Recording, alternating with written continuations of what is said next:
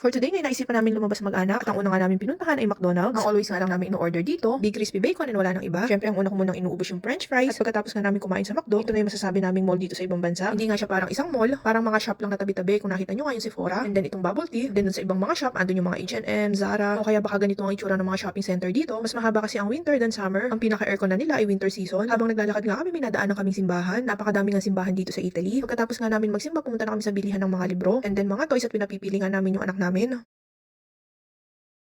At dahil nga hindi namin siya tinitipid o pinagtatantrum, pag may gusto siya kaya ng resulta, kaya lumabas na lang kami ng store at nagwi-window shopping na lang. Dito nga sa Italy, kahit hindi ka mag-shopping ng mga expensive na signature, may mga mabibili kayo and masya-shopping na good quality ng leather. Mayroon nga rin ditong klase ng donut na parang Lola Nenas. Yung texture niya parang bicho-bicho, pero super soft. Sa Pilipinas nga ay talagang dinadayo pa namin ng Lola Nenas donuts, lalo na yung truffle cheese. Ang flavor nga ng pinili ko, white chocolate, and yung mag-ama ko, ice cream daw ang gusto nila. Dito nga sa store na to, homemade nga nilang ginagawa ang ice cream. So yun lang, next time ulit.